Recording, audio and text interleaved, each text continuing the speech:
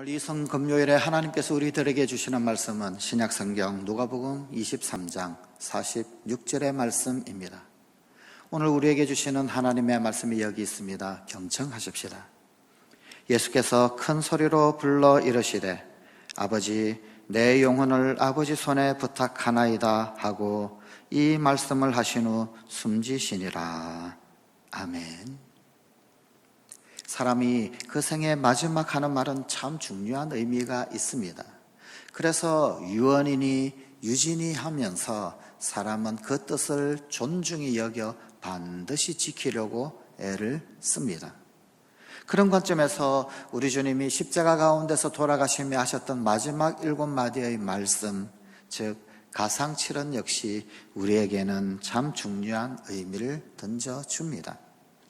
그 가상칠언 중에서도 마지막 이 말씀을 하시고 우리 주님 예수님은 숨을 거두셨습니다. 아버지, 내 영혼을 아버지 손에 부탁하나이다. 이 말씀에는 어떤 의미가 담겨 있습니까? 첫째로 하나님은 아버지라는 고백입니다. 예수님은 생의 마지막 순간에 하나님을 아버지라고 부르셨습니다. 아버지는 그 가정에서 가장 귀중한 분입니다. 아버지는 권위의 상징입니다. 그리고 여기 이 아버지라는 호칭에는 사랑해 주시는 분이라는 의미가 담겨 있습니다. 아마도 오늘날 같았다라고 한다면 하나님 어머니라고 하셨을지도 모르겠습니다. 하나님을 아버지라고 부를 때 사실 부모의 총체라는 의미입니다. 빅토르 위고로의 소설에 나오는 이야기입니다. 프랑스 혁명 이후에 그 나라는 큰 혼란에 빠져 있었습니다. 백성들은 빈궁에 허덕이고 굶주리고 있었습니다. 그때 일단의 병사들이 숲을 지나가고 있었습니다. 그런데 그 숲 길가에 어떤 여인 하나가 아이 셋을 품에 품고 길가에 쓰러져 있는 모습을 발견을 했습니다. 너무 배가 고파서 기아에 허덕여서 도저히 더 이상 걸을 수 없는 그런 상황에 그만 지쳐 쓰러져 있었던 것입니다. 이 모습을 보고 한 상사가 자기가 가지고 있던 빵 한 덩이를 여인에게 던져주었습니다. 그때 여인은 그 빵을 귀히 붙들고 세 조각으로 잘 나누었습니다. 그리고는 자기의 아이들에게 나누어 주었습니다.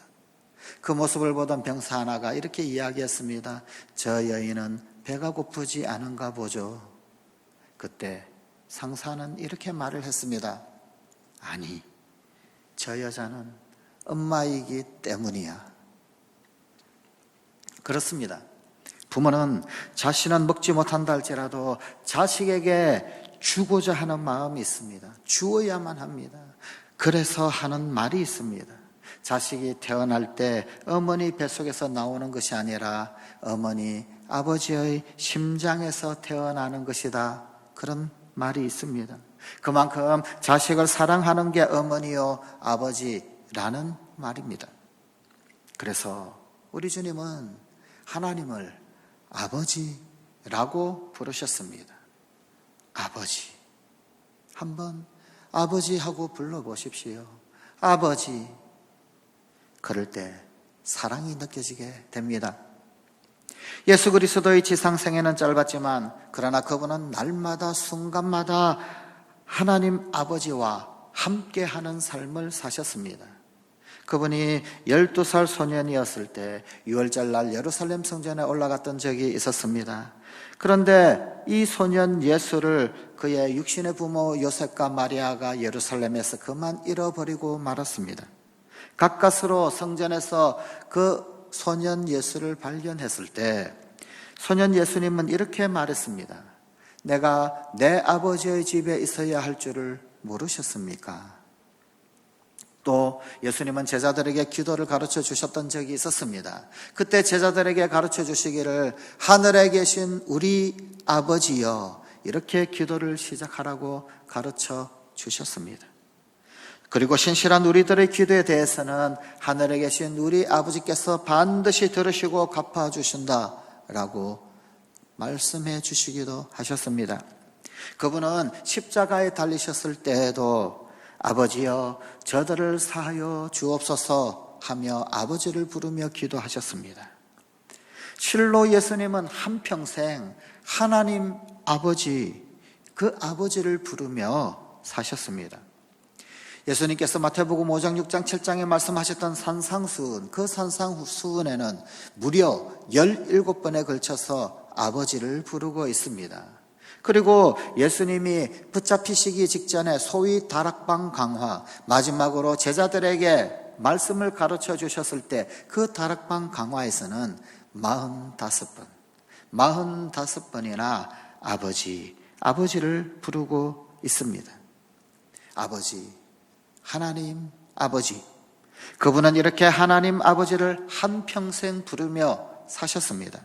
그리고 이제 그 생애의 마지막 순간 십자가에서 예수님은 또다시 하나님 아버지를 부르십니다. 아버지, 내 영혼을 아버지 손에 부탁하나이다.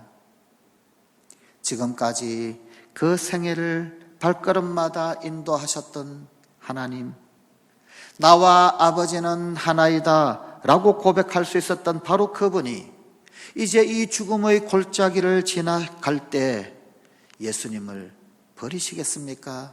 홀로 두시겠습니까? 모른 척 하실까요? 마치 시편 23편의 고백처럼 내가 비록 사망의 엄침한 골짜기를 지나갈지라도 해를 두려워하지 않을 것은 주께서 나와 함께 하실 것을 주님은 확신하셨습니다. 존 번연의 철로 역정에 보면 크리스찬이 순례 여정 제일 마지막에 죽음의 강을 건너는 장면이 나옵니다. 이 죽음의 강을 건너기 직전에 거기에서 천사를 만납니다. 천사는 크리스찬에게 이런 말을 해줍니다. 이 강은 참 이상한 강입니다. 당신이 하나님을 신뢰할수록 이 강은 얕아질 것입니다. 그리고 하나님을 신뢰하지 못할수록 이 강은 깊어질 것입니다. 크리스찬이 강에 들어가자마자 넘실거리는 강물을 보니까 두려움이 엄습해 왔습니다. 공포가 엄습합니다. 그 두려움과 공포 속에 허우적거리기 시작합니다. 그러니까 강물이 점점 깊어집니다. 끝없는 절망 속에 빠져들어가면서 할 수 없이 크리스찬은 소리쳤습니다. 하나님 아버지, 하나님 아버지. 그 순간 아버지의 영광에 나타나 하나님의 음성이 들립니다. 이사야의 메시지가 들려왔습니다. 내가 물 가운데로 지날 때 내가 함께 할 것이라, 강을 건널 때에도 내가 함께 할 것이라. 그 아버지를 부르는 순간 강물은 갑자기 얕아지기 시작합니다. 그리고 크리스찬은 가뿐히 강 건너 저 천성의 언덕에 도착합니다. 이 아버지의 함께하심, 이 아버지의 임재, 이것이 우리 주님으로 하여금 그 생의 마지막 처절한 십자가의 순간을 승리할 수 있게 했습니다. 둘째는 영혼이 가장 귀중한 가치라는 것을 알려주십니다. 예수님은 생의 마지막 순간에 하나님 아버지께 영혼을 부탁하셨습니다. 우리 인생에 있어서 진정한 가치는 보이는 것보다는 보이지 않는 것입니다. 1967년 미국이 구소련으로부터 알래스카 땅을 720만 달러를 주고 구입을 했던 일이 있었습니다. 눈밖에 없는 땅, 기껏해야 회색곰이 다니는, 혹 때로 참 잘 모르는 사람들이 보기에는 낭만적인 듯 멋있는 아름다운 광경 서른이나 던져줄지 그 외에 아무것도 없는 것 같은 쓸모없는 땅. 그때 많은 비난이 있었습니다. 우리나라보다 15배나 큰 그 땅덩어리, 그것을 아무짝에도 쓸모없는 땅을 그렇게 많은 돈을 주고 샀다고 사람들이 비난을 했습니다. 그런데 그 이듬해 1968년 그 알래스카에서 1천억 배럴에 해당하는 엄청난 석유가 매장된 유전이 발견되었습니다. 뿐만 아니라 이 알래스카 땅에는 금, 은, 석탄과 같은 풍부한 천년 자원이 매장되어 있었습니다. 그래서 그것은 720만 달러 정도가 아니라 그야말로 값을 매길 수 없는 참으로 소중하고 귀중한 땅이라는 것을 알게 되었습니다. 쓸모없는 것으로 여겨졌던 그곳의 진정한 가치가 사실은 보이지 않는 곳에 있었습니다. 진정한 가치는 일시적인 것보다는 영원한 것에 있습니다. 그리고 육체적인 것보다는 영적인 것에 있습니다. 영혼이 본질이라고 한다면 이 육체는 껍데기에 불과합니다. 껍데기는 마치 옷과도 같은 것입니다. 옷이 훌륭한 좋은 옷을 잘 입었다라고 해서 그 사람 자체가 그 사람이 진정으로 훌륭한 것이 아닌 것과 같이 육체가 잘생겼다라고 해서 영혼이 잘된 것은 아닙니다. 그러기에 우리 주님은 내 영혼을 아버지 손에 부탁하나이다 라고 하셨습니다. 육체가 건강하고 정신적으로 만족하다 할지라도 영혼이 구원받지 못했다라고 한다면 참으로 불행한 사람입니다. 영혼이 구원받아야 합니다. 예수를 주님으로 영접하면 구원입니다. 아무도 영혼을 죽일 수는 없습니다. 그러나 자기 자신이 예수 믿지 아니하면 영혼이 죽습니다. 내가 예수를 영접하면 영혼이 생명으로 영생합니다. 문제는 예수님의 제자들조차도 3년간 예수님을 그렇게도 따라다녔지만 영접하지는 않았다라는 것입니다. 예수님을 잘 알았고 인정하고 예수님의 하신 일과 그 말씀에 큰 감동을 받으면서 살았습니다. 하지만 예수님을 영접하지는 않았습니다. 사랑하는 성관가족 여러분, 예수를 영접하십시다.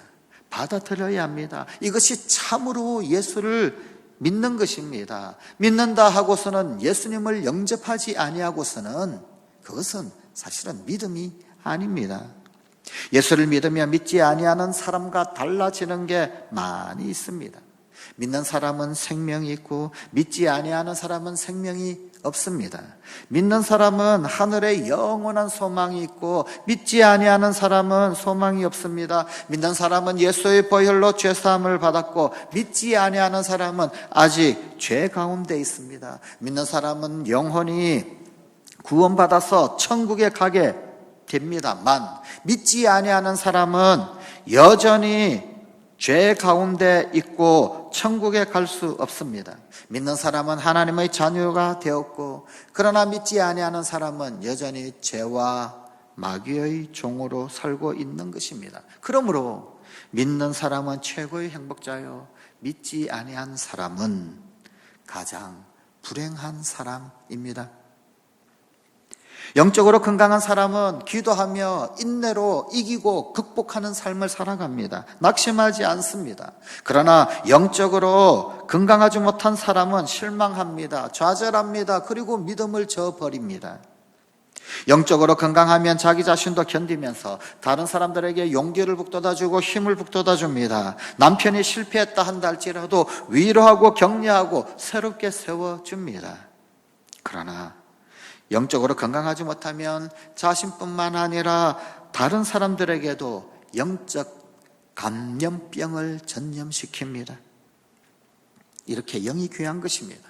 영적으로 건강해야 합니다. 내 영혼을 아버지 손에 부탁하나이다 라고 하시는 주님은 영혼이 얼마나 귀한가 그것을 알려주시고 있습니다. 아버지, 내 영혼을 아버지 손에 부탁하나이다. 이 말씀에는 하나님은 아버지이심을 고백하는 의미가 있습니다. 또 이 말씀에는 가장 귀중한 가치는 영혼에 있다는 의미가 담겨 있습니다. 그리고 셋째는 영혼의 주인은 하나님 아버지라는 사실을 알려주시는 말씀입니다. 인간의 불행은 두 가지 때문이라고 합니다. 하나는 주인이 아닌 종을 주인으로 모시고 살기 때문입니다. 하나님께서 주신 모든 자연 만물은 다 우리가 다스리라고 주셨습니다. 그런데 오히려 그것을 다스리라고 주신 그것을 섬기고 있습니다. 하나님이 아닌 것을 신으로 섬기면 우상입니다. 이를테면 돈은 사람이 필요할 때 잘 사용하라고 주셨는데 인간들은 돈을 섬깁니다. 돈이 주인이 되고 있습니다. 돈을 부지런하게 벌어서 현명하게 사용하여야 합니다. 돈은 좋은 하인일 뿐 어떠한 경우라도 주인이 될 수 없다는 말입니다. 두 번째 불행한 이유는 내가 주인이 아닌데도 주인 노릇을 하려고 하는 것, 그것이 불행입니다. 누가복음 12장 16절부터 21절 말씀에 나오는 어리석은 부자 이야기가 있습니다. 이 말씀에서 부자가 어리석은 것은 사실 자신은 주인이 아닌데도 그 자신이 주인인 줄 알기 때문입니다. 물질도 자기 것이 아닙니다. 자기가 마음대로 사용할 수는 있으나 자기 것은 아닙니다. 인간은 청지기입니다. 관리자입니다.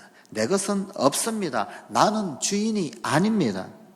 인간은 자기가 만든 것이 없고 빈손으로 왔다가 또한 빈손으로 가야 하는 존재입니다. 오직 주인은 하나님이십니다.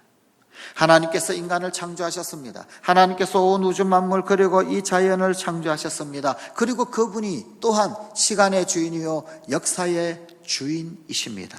만드셨기 때문입니다. 그러므로 진정한 주인에게 나를, 내 사업을, 내 일터를, 내 가정을, 내 자녀를, 내 미래를, 내 영혼을 부탁해야 합니다. 아버지, 내 영혼을 아버지 손에 부탁하나이다. 이 말씀 중에서 하나님은 아버지이심을 믿어야 합니다. 영혼의 가치가 가장 귀중한 가치임을 알고 썩어 없어질 육체보다 영혼을 위해서 사십시다. 만물의 주인은 하나님이십니다. 우리는 청지기일 뿐입니다. 그러므로 우리는 하나님의 손을 잡아야 합니다. 우리는 우리의 손이 아니라 하나님의 손에 붙잡혀야 합니다. 그래서 예수님도 생의 마지막 가장 위중한 순간을 아버지의 손에 위탁했습니다. 아버지의 손은 참으로 중요합니다. 그리고 누구의 손에 의탁하느냐 하는 문제는 정말 중요합니다. 어떤 마을에 큰 폭설이 내렸습니다. 길은 온통 얼음 바닥이 되고 말았습니다. 그런데 어느 아빠와 아들이 길을 갑니다. 하지만 길이 너무 미끄러워서 자꾸만 아들이 미끄러지고 넘어집니다. 아버지가 아들을 도와주려고 손을 내밀어서 붙들어 주려 합니다.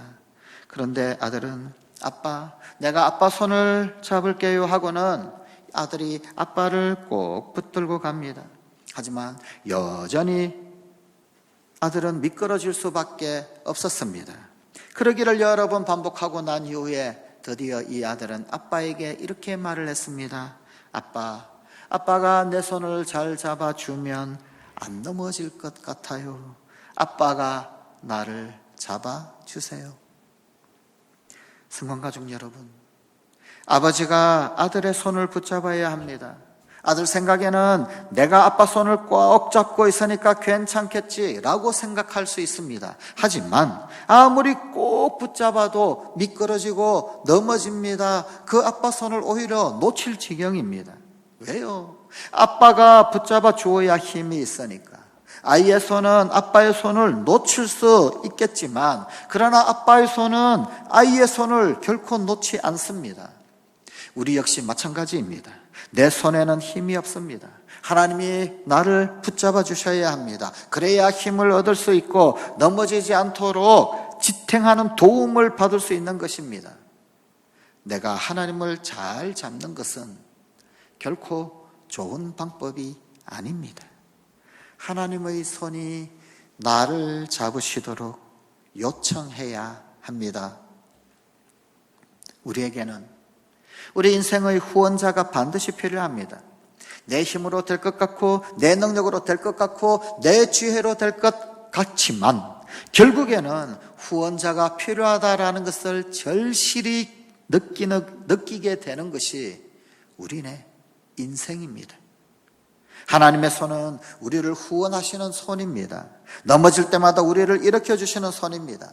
전능자의 손이 우리를 붙잡을 때 우리는 7번 넘어져도 8번 일어날 수 있습니다. 하나님께서 한 번 붙잡으신 그 손 절대 놓지 않고 일으켜주시기 때문입니다. 시편 37편 24절 말씀입니다. 그는 넘어지나 아주 엎드러지지 아니함은 여호와께서 그의 손으로 붙드심이로다.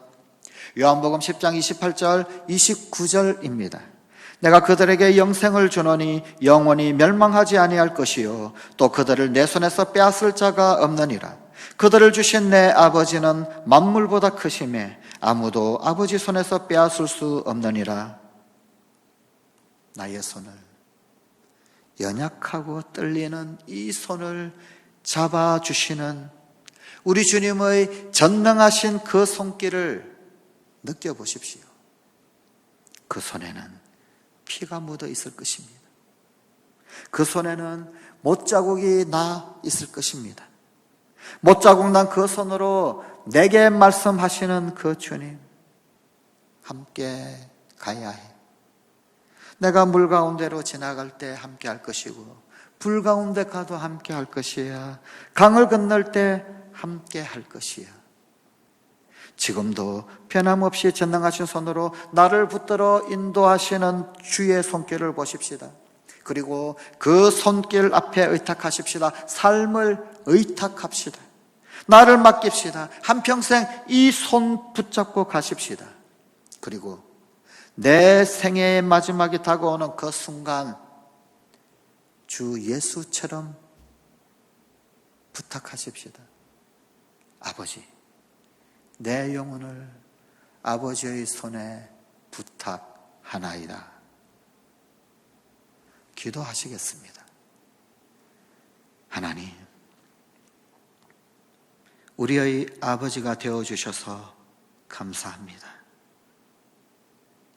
하나님, 가장 소중한 것이 영혼이라고 하는 것을 다시 한번 깨닫게 하심에 감사합니다. 오늘도 이 험난한 인생 가운데 결코 혼자가 아니라 위대하신 아버지께서 주인이 되셔서 책임져 주시고 아버지의 손으로 붙들어 주시는 인생인 줄 다시 한번 알게 하여 주셔서 감사를 드립니다.